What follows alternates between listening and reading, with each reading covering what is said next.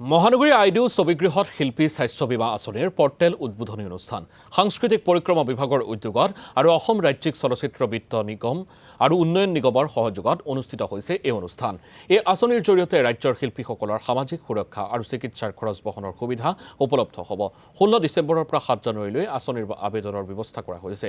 18 বছৰৰ পৰা 70 বছৰলৈকে শিল্পীসকলক 5টা বিশেষ শাখাত বিভক্ত কৰি বীমা প্ৰদান কৰা হ'ব। অনুষ্ঠানত ভাৰ্চুৱেলি অংশগ্ৰহণ কৰে সাংস্কৃতিক পৰিক্ৰমা বিভাগৰ মন্ত্ৰী বিমল বৰাই। অনুষ্ঠানত উপস্থিত থাকে অতিৰিক্ত মুখ্য সচিব ডক্টৰ বি কল্যাণ চক্ৰৱৰ্তী, অসম ৰাজ্যিক চলচ্চিত্ৰ বিত্ত আৰু উন্নয়ন নিগমৰ অধ্যক্ষ সীমান্ত শেখৰ, উপাধ্যক্ষ ডাক্তৰ আলেখ্য বৰুৱাকে ধৰি কেইবাগৰাকীও বিশিষ্ট ব্যক্তি।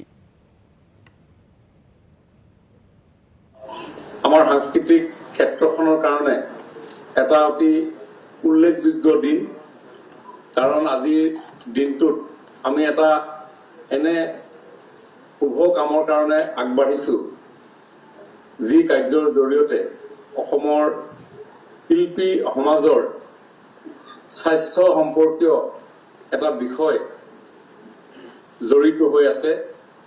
এয়া হৈছে অসমৰ শিল্পীসকলৰ স্বাস্থ্য বীমা আঁচনি আৰু এই আঁচনিৰ পঞ্জীয়নৰ পৰ্টেল আনুষ্ঠানিকভাৱে উন্মোচন কৰাৰ এই সভা, জৰিয়তে ইয়াত উপস্থিত থকা প্ৰতিগৰাকী সন্মানীয় অসমৰ শিল্পীসকললৈ মই মোৰ আন্তৰিক শ্ৰদ্ধা আৰু সম্ভাষণ জ্ঞাপন কৰিছো।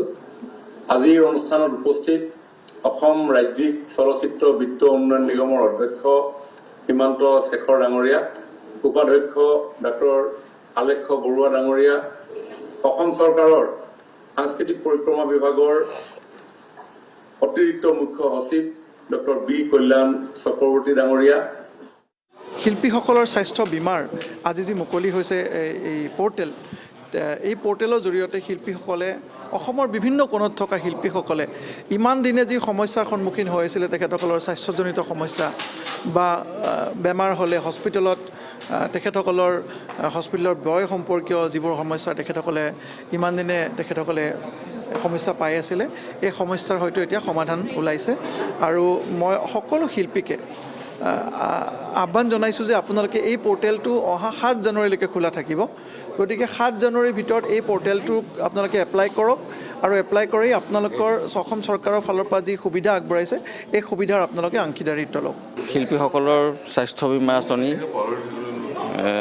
অসম চৰকাৰৰ তৰফৰ পৰা সাংস্কৃতিক বিভাগৰ তৰফৰ পৰা মুকলি কৰা হৈছে। খুব এটা উল্লেখনীয় আঁচনি আচলতে। 18 বছৰৰ পৰা 60 বছৰ বয়সলৈকে বিভিন্ন পৰ্যায়ৰ শিল্পীসকলে সকলো কৰ্মক্ষেত্ৰৰ শিল্পীসকলে আবেদন কৰিব পাৰিব। 20 দিনৰ কাৰণে পৰ্টেলটো মুকলি কৰি দিছে। পৰ্টেলটোৰ লিংকটো সকলোৱে পাই যাব, হোৱাটছআপ গ্ৰুপে বা ছ'চিয়েল মিডিয়াত হয়তো শ্বেয়াৰ কৰিব। গতিকে সকলো শিল্পীৰ বাবে বহুদিন বিচাৰি থকা এটা আঁচনি। স্বাস্থ্যৰ ক্ষেত্ৰত যেতিয়া বেমাৰ হয় বৰ আৰ্থিক দুৰৱস্থাত ভুগিব লগা হয় শিল্পীসকলে। গতিকে যিসকল শিল্পী অকল শিল্পকৰ্মই কৰি আছে তেখেতসকলৰ বাবে মুকলি হৈছে গোটেই বস্তুটো।